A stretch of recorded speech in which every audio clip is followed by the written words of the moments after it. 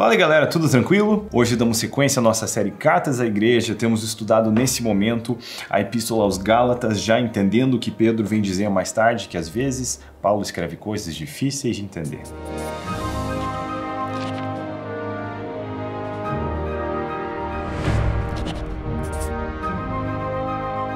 Gente, no último episódio eu recomendei a leitura do Graça Transformadora, para entender a mudança de lei. E hoje eu quero ler alguns comentários do livro aqui, porque sinceramente eu estava feliz quando a gente estava em Tiago, mas chegou em Paulo, eu já estou me sentindo quase que inadequado para dar essa aula aqui. Então, fui recorrer aos universitários. Então, nós vemos muito isso na conversa de Paulo, na Epístola aos Gálatas, falando dessa questão da lei e da fé, e das obras e a fé, entendendo que a justificação ela não é atingida pela nossa performance, mas apenas crendo em Cristo Jesus, em seu sacrifício. Mas é muito essencial para a gente entender que a obediência sempre foi indispensável. Então, mesmo antes da lei de Moisés, a obediência, a fidelidade era esperada de Abraão. Como isso se manifestava, nós vemos através de Paulo, que é como ele obedecia às ordenanças do Senhor, mesmo quando elas eram difíceis. Por exemplo, o sacrifício de Isaac. A Bíblia diz que Abraão queria que das cinzas o Senhor podia levantar o seu filho.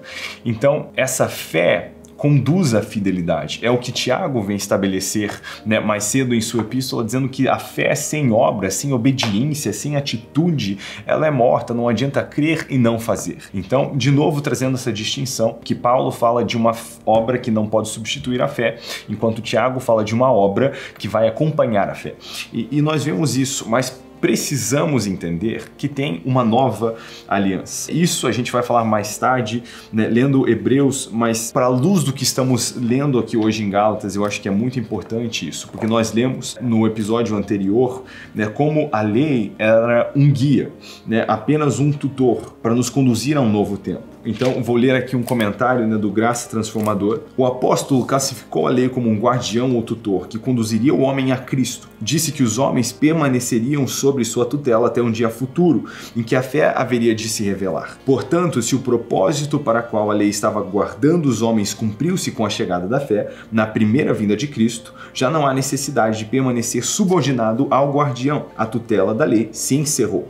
É necessário abrir parênteses aqui para explicar que poderia aparentar contradição.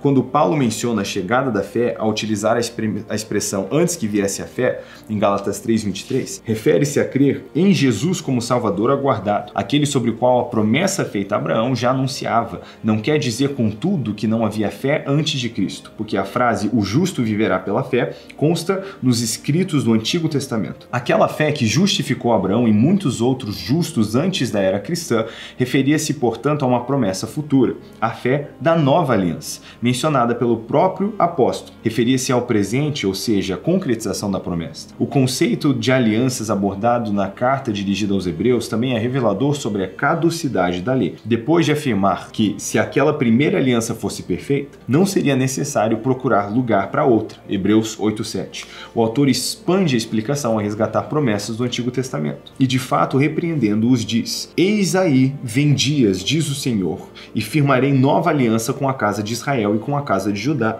não segundo a aliança que fiz com os seus pais no dia que os tomei pela mão para os tirar da terra do Egito, pois eles não continuaram na minha aliança, e eu não dei atenção a eles, diz o Senhor." Quando ele diz nova aliança, torna antiquada a primeira. Ora, aquilo que se torna antiquado e envelhecido está prestes a desaparecer. Então, existia uma antiga aliança, que é onde as pessoas estavam debaixo da tutela da lei de Moisés, mas essa servia como um guia para nos conduzir à fé que nós vemos em Cristo, a fé que este é o Salvador. Então, isso nos traz agora a uma nova aliança. Dito isso, Hebreus 7:12 diz que certo é, quando há mudança de sacerdócio, é necessário que haja mudança de lei. Então, eu vou recomendar, mais uma vez, como no episódio passado, assistir o vídeo da série Fundamentos Doutrinários, falando acerca de mudança de lei. Quer dizer, hoje nós não fazemos como bem queremos, temos as ordenanças de Jesus, coisas acerca do Antigo Testamento que ele validou, coisas que ele substituiu. Então, precisamos entender isso, entender essa ótica, mas entendendo o que nós vamos ler agora em Gálatas no capítulo 4, que nós não somos escravos, mas filhos.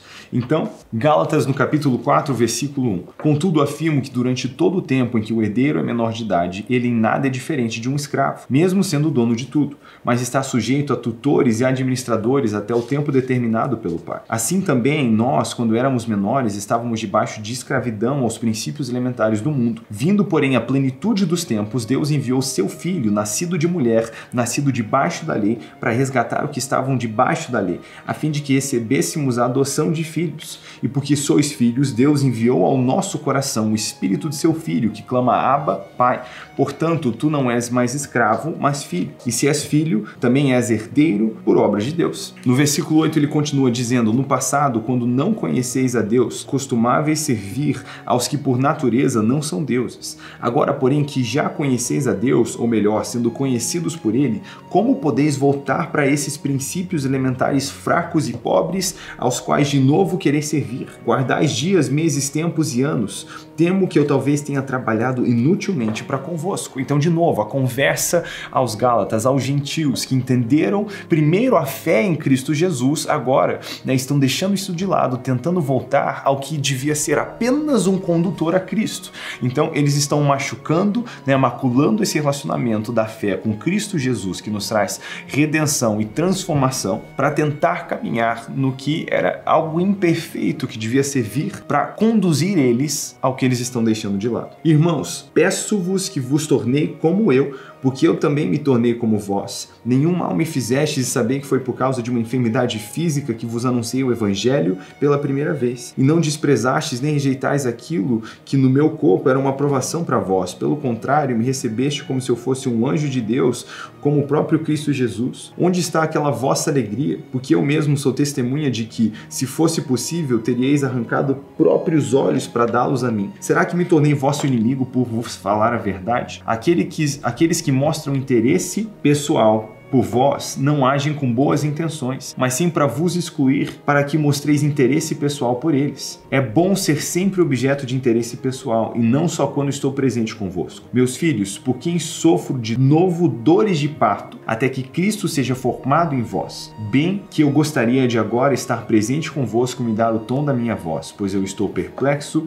a vosso respeito. Versículo 21. Dizei-me vós que quereis ficar debaixo da lei, não ouvis a lei? Porque está escrito que Abraão teve 2 filhos, um da escrava, outro da livre. O que era filho da escrava nasceu de modo natural, mas o que era da livre mediante uma promessa. Pois bem, isso é uma alegoria. Essas mulheres simbolizam 2 alianças. Uma aliança do Monte Sinai, que dá luz a filhos para a escravidão. Essa é Agar. Agar representa o Monte Sinai na Arábia e corresponde a Jerusalém atual, pois é escrava com seus filhos. Mas a Jerusalém do alto é livre. E essa é a nossa mãe, pois está escrito: alegra-te, ó estéril, tu que não davas a luz, rompe em gritos de alegria, tu que não tiveste dores de parto, pois os filhos da abandonada são mais numerosos do que os da que tem marido. E vós, irmãos, sois filhos da promessa, semelhança de Isaque. Entretanto, como naquele tempo o que nasceu de modo natural perseguia o que nasceu segundo o Espírito, assim também acontece agora. Mas o que diz a Escritura? Expulsa a escrava e a seu filho, pois de modo algum o filho da escrava será herdeiro juntamente com o filho da livre. Portanto, irmãos, não somos filhos da escrava, mas da livre.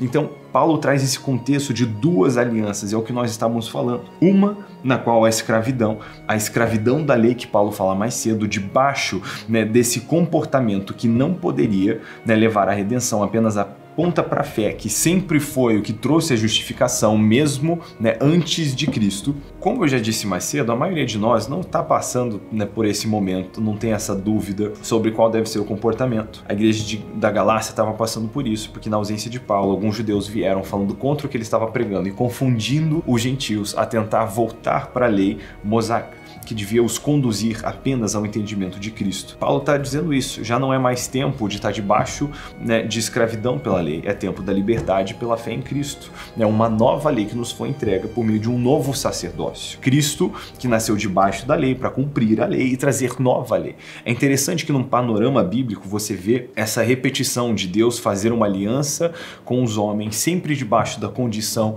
de obediência, de fidelidade, mas o homem sendo incapaz de sustentar essa aliança através do seu comportamento. Foi assim com Abraão, ele transgrediu essa aliança, foi assim com Noé, seus descendentes transgrediram transgrediram essa aliança, foi assim com Moisés, foi assim com Davi, e de novo a gente vai vendo essas alianças, né, sendo quebradas, mas Cristo, né, que tem essa descendência direta de todos eles, é capaz de cumprir esse lado da aliança e, por consequência, trazer para nós uma nova aliança. Então, mesmo que a maioria de nós não vai lidar com esse contexto, eu acho que vale o lembrete, né? Não tente distanciar a sua fé através de uma performance e pensar que você está bem com Cristo porque você bateu a sua listinha de afazeres. A ideia de Cristo nunca foi que você tivesse simplesmente uma religião, mas ao invés disso, um relacionamento com Ele. Não é um conjunto de regras com quem você se relaciona, mas uma pessoa real, né, que tem um interesse real na sua vida, o que é absurdo pensar que o Deus que criou todas as coisas me conhece pelo nome, sabe a quantidade de fios de cabelo na minha cabeça e deseja ter um relacionamento comigo. Então, fica mais uma vez o lembrete. Não se esconda através da performance, tentando ter uma carne circuncidada enquanto o coração está incircunciso. Porque é a partir da fé que nós vamos buscar ter as obras que agradam a Cristo, e não o contrário. Deus te abençoe. A gente se vê no próximo episódio.